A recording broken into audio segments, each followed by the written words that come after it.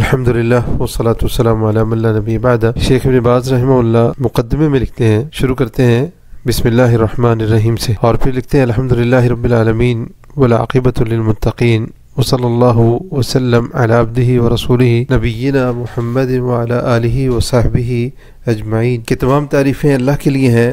جو سارے جہان کا رب ہے، اور پرہیزگاروں کا انجام انتہائی اچھا ہے، عمدہ ہے، اور درود و سلام ہو اللہ کے بندے اور رسول ہمارے نبی محمد صلی اللہ علیہ وسلم پر اور ان کی آل پر اور ان کے تمام صحابہ پر۔ حمد و ثنا کے بعد لکھتے ہیں کہ یہ کتاب مختصر باتوں پہ مشتمل ہے جن کا تعلق دین اسلام کی بنیاد سے ہے، جن کا جاننا عام لوگوں کے لیے نہایت ہی ضروری ہے، اور اسی لیے شیخ صاحب لکھتے ہیں کہ اس لیے میں نے اس کا نام رکھا ہے الدروس المہمہ لعامۃ الامہ، کہ عام مسلمانوں کے لیے اہم اسباق۔ اور انتہائی مختصر مقدمے کے بعد شیخ صاحب لکھتے ہیں کہ میں اللہ تعالیٰ سے دعا گو ہوں کہ اس کتاب کو مسلمانوں کے لیے نفع بخش بنائے اور اس کو میری جانب سے اللہ تعالیٰ قبول فرمائے، یقیناً وہ نہایت ہی سخی اور کرم کرنے والا ہے۔ تو یہ مختصر مقدمہ تھا۔ اس کی تشریح میں شیخ ہیثم سرحان حافظہ اللہ یہ سوال اٹھاتے ہیں جو کہ مقدمے میں واضح ہے کہ ہم یہ اسباق کیوں پڑھیں۔ تو یہ اسباق ہم یا اس کتاب کو اس لیے پڑھ رہے ہیں کہ جیسا کہ مؤلف نے اس کا نام لکھا ہے کہ اہم اسباق ہیں، اور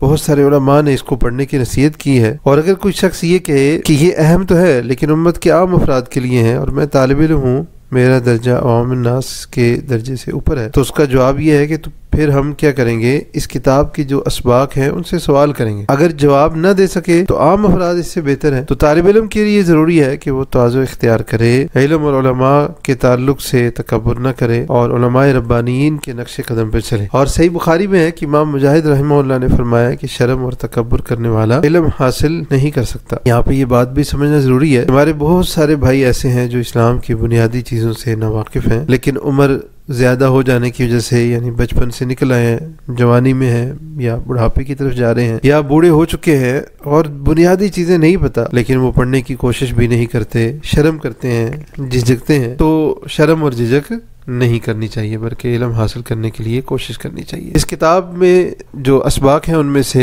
بعض یہ ہیں: سلف صالحین کا قرآن پڑھنے کا طریقہ کیا تھا، اسے یاد کرنے کا، اس میں تدبر کرنے کا، اس پر عمل کرنے کا کیا طریقہ تھا، اسلام، ایمان، احسان، توحید اور شرک کی اقسام کا بیان ہے، اس میں نماز کا بیان ہے، وضو کا بیان ہے، شرعی اخلاق کو اپنانے اور اسلامی آداب میں ڈھلنے کا بیان ہے، پھر شرک اور دیگر گناہوں سے ڈرانے کا بیان ہے، میت کی تجہیز و تکفین اور نماز جنازہ تدفین کا بیان، یہ چیزیں ہیں۔ اب مقدمے میں جو بسم اللہ سے شروع کیا گیا ہے، تو یہاں پہ ایک سوال ہے کہ ہر عالم دین یا علماء اکثر ہی اپنی کتابوں کا آغاز بسم اللہ سے کیوں کرتے ہیں؟ تو اس کا سبب یہ ہے کہ قرآن کریم اور انبیاء رسل علیہ السلام کی پیروی کرتے ہوئے، یعنی قرآن کریم میں بھی اور انبیاء کا بھی یہی طریقہ تھا کہ آغاز بسم اللہ سے کرتے تھے، اور نبی علیہ السلام نے بھی فرمایا کہ ہر وہ اہم کام جو اللہ کے نام سے شروع نہ کیا جائے وہ ناقص ہے، اور علماء سلف رحمہ اللہ کی اقتداء کرتے ہوئے اللہ کے نام سے شروع کرنے میں جو برکت ہے اس کو حاصل کرتے ہوئے